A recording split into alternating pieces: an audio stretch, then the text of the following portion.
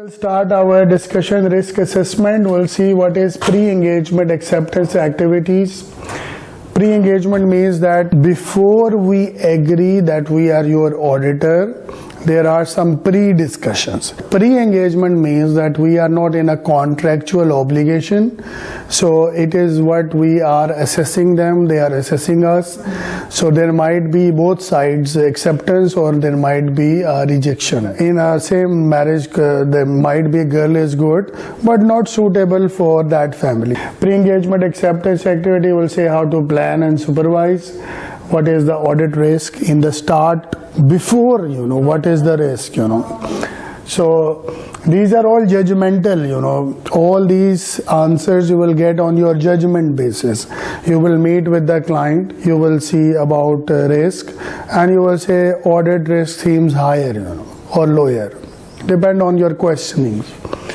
Understand the entity and apply analytical procedures.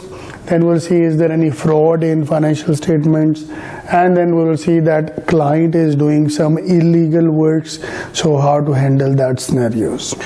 So we'll start with pre-engagement acceptance. So how it goes is there is a request for quotation.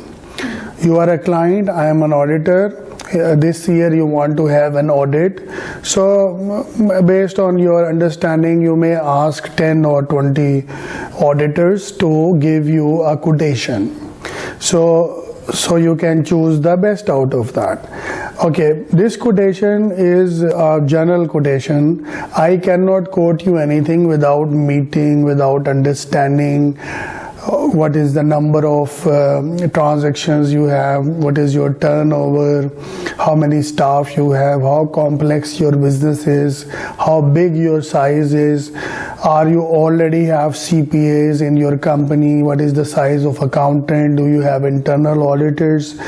These answers are very important to know for me. So based on that, I can quote. So this is all is a part of pre-engagement audit procedures. We have to go through. There is, of course, audit partners in a company. They are looking to that dimensions because they will be more experienced to have a judgment about the client. First step, you are a client, I am an external auditor. So first is you will call in our company, you will say we are interested to hire you as an auditor. So we are asking for a request for proposal. So this proposal I have to make, but I cannot make without meeting you. So you can say this is the first meeting. I don't know you, you don't know me.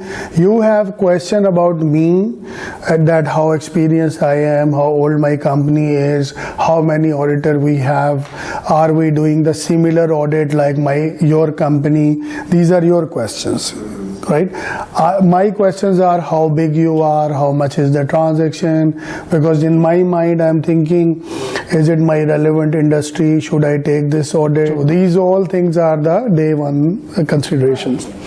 So auditor must adequately plan the work and must properly supervise any assistants. So there should not be a time management issue. Suppose if I assume that there is an audit, it will require 100 hours and I will allocate 100 hours into different areas and I will make a control sheet, I will allocate the resources. Maybe after 1 hour, 100 hours, we feel, oh, we wrongly analyze the nature of the work. So it will be embarrassment for us, issue for the client, and all will messed up. So that's why we go for a proper plan and a supervision in advance. So auditor has a responsibility to plan and perform the audit to provide reasonable assurance. This is we know already. Planning and supervision indicate that an early appointment of auditor is advantageous to the auditor and client, because it is very good. There are two ways to have a contract. you never saw the boy, you never saw the girl, they get married. After marriage, they are looking to each other, and it may be challenging. It can have issues. It has risk. High risk. But if they know each other little bit in advance, they have argued on certain key points, it will be more likely acceptable and workable. Same for an audit and a client. I didn't visit the client, I don't know anything. I said we charge, oh, this is your turnover. Some auditor does this way. What is the turnover? 150 million? Oh, we will charge 60,000. This way, no pre-screening, no understanding.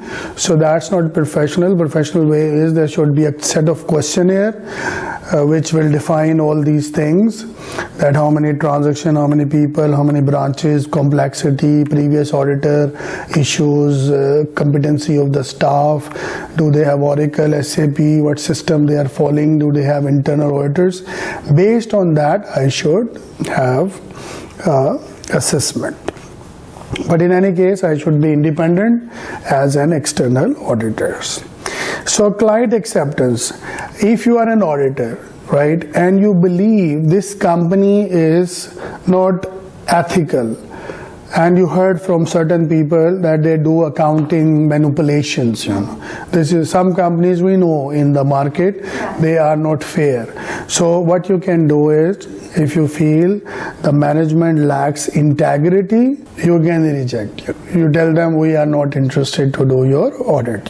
Very important for us is in America or a where there's a regulator like Securities Exchange Commission, it's very difficult for a client to change the auditor without any reason. If there is a reason, okay.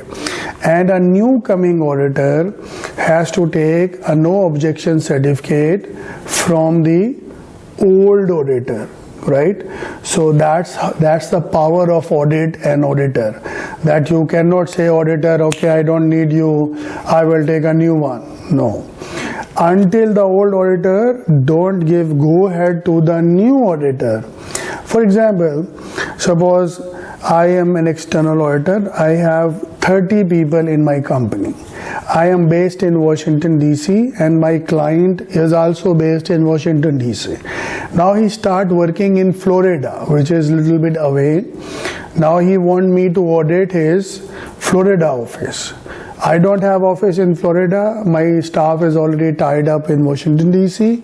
So it is an acceptable excuse that this auditor that I am is unable to give him a service that he wants. So I am very genuinely telling him that I cannot.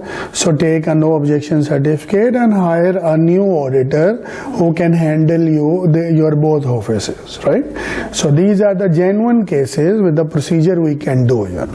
But you cannot say to an auditor, I don't like your audit report, I don't accept. So auditor should communicate with the procedure auditor before accepting the engagement. An auditor is responsible for this communication. Don't expect that the old auditor will call, okay, you are new auditor. No, new auditor has to call the old auditor and no objection certificate. And for that you can of course discuss with the client. You can say, client, are you okay if we talk to the old auditors? So if they are fair and honest, they will say yes, no problem.